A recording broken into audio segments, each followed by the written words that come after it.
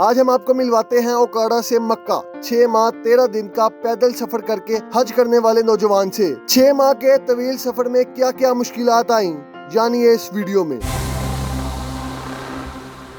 अस्सलाम वालेकुम जी, आप देख रहे हैं JNN और मैं हूं तैयब सुलहड़ी।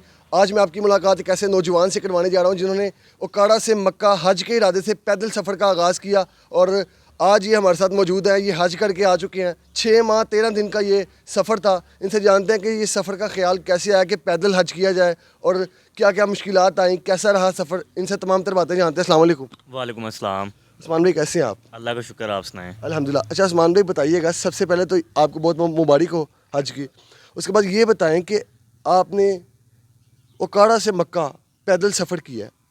सबसे पहले तो ख्याल कैसे आया और फिर इतना मुश्किल काम किस तरह ये सफ़र हुआ? ख्याल मक्का मुकरमा मदीना मुनव्वरा तो हर इंसान जाना चाहता है, उनकी तरह मैं भी जाना चाहता था। लेकिन पैदल चलने का मुझे शौक़ भी है। इससे पहले 2021 में मैंने ओकाड़ा से चाइना बॉर्डर तक पैदल सफ़र किया था। तो वो सफ़र जब मैंने मुकम्मल किया तो उसके बाद मैंने इरादा किया कि मैं इंशाल्लाह अब हज करने पैदल जाऊंगा, क्योंकि मुझे आइडिया हो चुका था कि पाकिस्तान के अंदर मैंने इतना पैदल सफ़र कर लिया है तो मुझे पैदल चलने में कोई मसला नहीं है। उसके बाद मैंने इस पे होमवर्क किया। होमवर्क से मुराद है कि पता किया कि किन किन ममालिक से गुजर कर जाना पड़ेगा, वीज़े कैसे लेने हैं, पैसे जो है वो कितने दरकार हैं। 8-9 माह मैंने इस पे होमवर्क किया और होमवर्क करने के बाद फिर मैंने 1 अक्टूबर 2022 को अपना सफ़र शुरू किया था। सफ़र शुरू करने से पहले जो मुश्किलात आई वो क्या थी? फैमिली की तरफ से क्या रिस्पॉन्स था? फैमिली की तरफ से रिस्पॉन्स अच्छा था, लेकिन चूंकि अब ये सफ़र लंबा था। पहले वाला सफ़र जब उन्हें पहले वाला सफ़र का बताया था तो उनके लिए तब वो सफ़र लंबा था। लेकिन वो जब मुकम्मल हो गया तो वो उस वक्त भी बड़े खुश थे। ये सफ़र उससे भी कहीं ज़्यादा लंबा था क्योंकि कई ममालिक से गुजर कर जाना था। लेकिन चूंकि अल्हम्दुलिल्लाह फैमिली मेरी शुरू से सपोर्ट करती है तो उन्होंने कहा कि कोई मसला नहीं। इससे सफ़र शुरू करने से पहले की जो मुश्किलात हैं वो ये हैं कि मैं कई दफ़ा इस्लामाबाद के चक्कर लगाए, कई दफ़ा मैं फ़ॉरेन मिनिस्ट्री गया, चूँकि इसमें जो है वो वीज़ों के कुछ मसाइल जो है वो दरपेश होते हैं। जैसे मैं बात करूँ तो इसका रूट है ईरान से इराक, इराक से कुवैत, कुवैत से सऊदी अरेबिया। इराक जो है वो सिंगल बंदे को वीज़ा नहीं देता है और ग्रुप की शक्ल में देता है और वो भी ज़ियारतों के लिए वीज़ा देता है, आप वहाँ से क्रॉस नहीं कर सकते हैं। और कुवैत वैसे पाकिस्तानियों को कई साल से वीज़ा नहीं देता है। तो मैं इसलिए जो है वो फ़ॉरेन मिनिस्ट्री भी जाता रहा कि मेरे ये वीज़ों का मसाइल जो हैं वो हल हों। बिलावल साहब से भी मेरी मुलाकात हुई और वो भी मैं समझता हूँ कि जितना वो कर सकते थे उन्होंने किया, लेकिन उसके बावजूद भी मैं इस वाले रूट से जो है वो अपना सफ़र मुकम्मल नहीं कर सका और मुझे रूट तब्दील करना पड़ा और वो फिर ईरान से UAE और UAE से फिर मैं सऊदी अरेबिया दाखिल हुआ। अच्छा, ओकाड़ा से आप पैदल चले तो रास्ते में क्या क्या मसाइल आए? लोगों का कैसा रिस्पॉन्स था जब आप उनको बताते थे कि आप पैदल हज पर जा रहे हैं? लोगों का तो अल्हम्दुलिल्लाह बहुत ज़्यादा अच्छा रिस्पॉन्स रहा। देखें, जब आप कोई भी काम करते हैं तो जब लोग आपको अप्रिशिएट करते हैं तो वो फिर आप बूस्ट अप होते रहते हैं और आपको एनर्जी मिलती रहती है, आप आगे बढ़ते रहते हैं। लोगों ने, मैं समझता हूँ, जितना वो प्यार दे सकते थे उससे बढ़कर उन्होंने प्यार दिया है। बाकी जब मैं निकला था तो गर्मी बहुत ज़्यादा थी। गर्मी के अंदर इतना पैदल चलना भी मुश्किल होता है। उसके बाद फिर जब मैं कोयटा पहुँचा तो वहाँ से सर्दी शुरू होगी और जब ईरान दाखिल हुआ तो ईरान के अंदर बहुत ज़्यादा सर्दी थी और फिर बलोचिस्तान के अंदर जो है वो आबादी 40-50 किलोमीटर्स के बाद आती है। तो जो इंसान पहली मर्तबा बलोचिस्तान जाता है तो मैं सोचता हूँ कि वो कहता होगा कि ये मैं कहाँ आ गया हूँ। लेकिन अगर उस इंसान ने बलोचिस्तान के बाद आगे ईरान में भी जाना है तो फिर वो जब ईरान जाएगा तो वो कहेगा यार बलोचिस्तान कुछ भी नहीं था। तो वो मैंने भी यही जब बलोचिस्तान पहली मर्तबा मैं गया था तो मैंने कहा कि इतने इतने किलोमीटर्स तक आबादी नहीं आती। जब ईरान दाखिल हुए तो पता चला यहाँ तो 150-200 किलोमीटर्स तक कोई आबादी नहीं आती। तो फिर वो होता था कि खाना कुछ साथ उठा के चलना, पानी साथ उठा के चलना, फिर रात गुजारने के लिए जगह, तो जहाँ पे कोई जगह नहीं होती थी वहाँ पे फिर कैंप लगा के जो है वो रात बसर करने ये मैं पड़ती। जानना चाहता हूँ कि इतना तवील सफ़र और कई रातें कई दिन गुजर गए तो पाकिस्तान से बाहर की बात मैं बाद में करूँगा। पाकिस्तान में ही जो पैदल इतने दिनों का सफ़र था वो कैसा था? बॉर्डर से लेके एक तरह से तफ्तान बॉर्डर जो कि ईरान का बॉर्डर है वहाँ तक मैं सफ़र कर चुका हूँ। यानी कि पहले मैंने ओकाड़ा से चाइना बॉर्डर तक किया, अब मैंने इधर से इधर तक, अगर आप कहें तो पाकिस्तान के एक बॉर्डर से एक कोने से दूसरे कोने तक तो मैं सफ़र कर चुका हूँ। और इस सारे सफ़र के दौरान पहले में भी और इस वाले में भी मुझे पाकिस्तान के अंदर कोई मसला दरपेश नहीं हुआ। एक्चुअल में देखें, बाज़ का मसला हो भी सकता है, वो मसले ने तो बता कर नहीं होना। तो वो होता ये है कि जिसके साथ अच्छा होता है वो अच्छा बताता है। अल्लाह ना करे किसी के साथ मसला हो गया तो वो तो यही कहेगा ना कि ये रास्ता जो है या सूबा जो है, शहर जो है सेफ़ नहीं है। लेकिन अल्लाह का शुक्र है, अल्लाह का मैं समझता हूँ कि मैं जितना भी शुक्र अदा करूँ कम है कि अल्लाह की ज़ात ने जो है वो बड़ा करम किए रखा।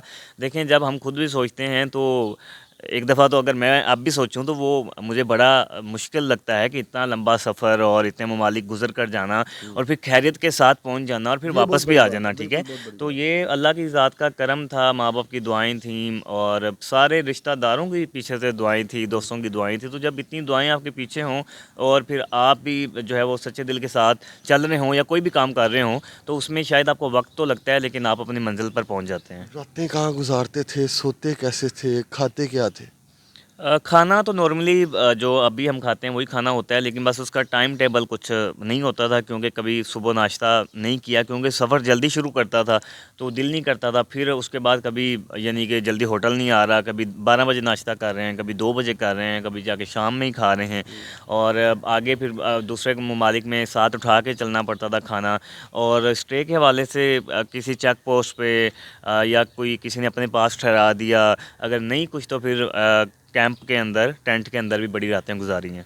अच्छा, इस सारे सफ़र में आप जब जाते थे, लोगों को बताते थे कि मैं पैदल हज के लिए जा रहा हूँ, लोग किसी किस्म की इमदाद करने की भी कोशिश करते थे?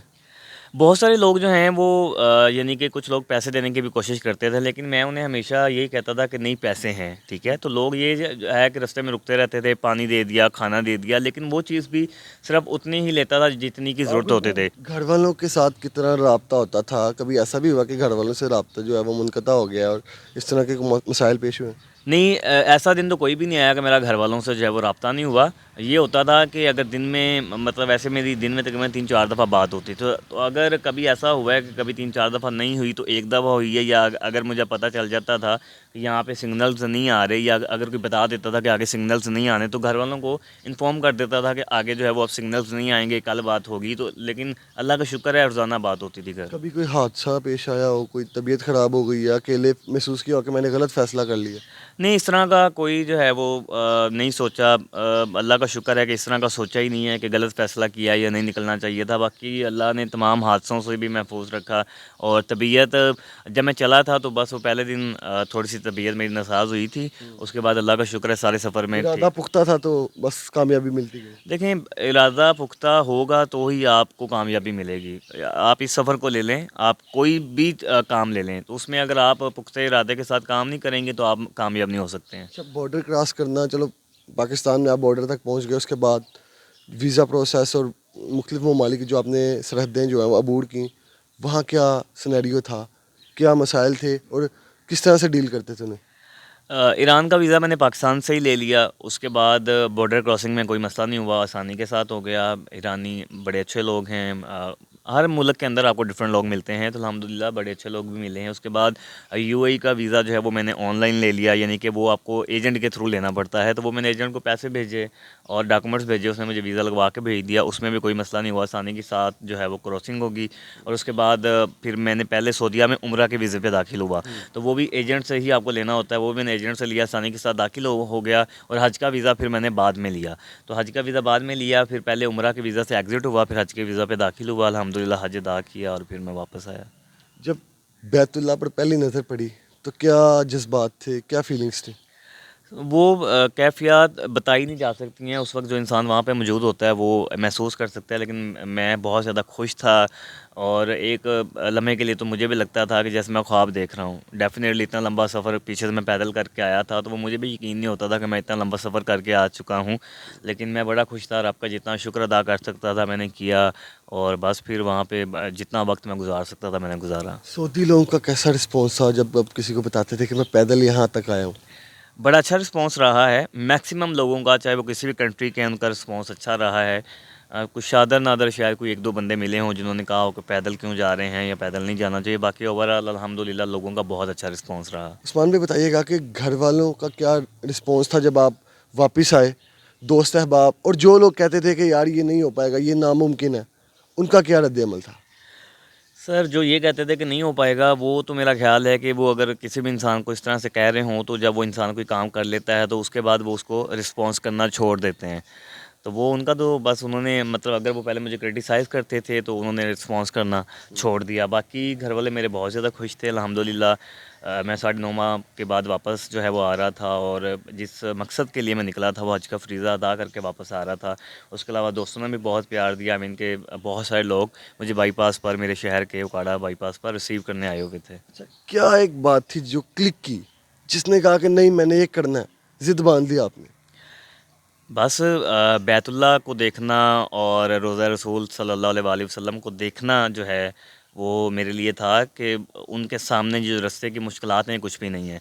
तो मैं उनको देखना चाहता था। उसी सिलसिले में जो है वो अगर कोई रास्ते में मुश्किल आई भी है तो वो उस कवर हो मंज़िल के गई है वो। सामने कोई वो मुश्किल मैंने उसको बड़ा नहीं समझा और अल्लाह का शुक्र है मैं पहुँच गया। जी नाज़रीन, ये थे उस्मान अरशद जो पैदल जो हैं वो मक्का का सफ़र करके आए हैं। आपने इनकी स्टोरी जानी, इनकी तमाम तर गुफ्तगू आपने मुलाहिज़ा की।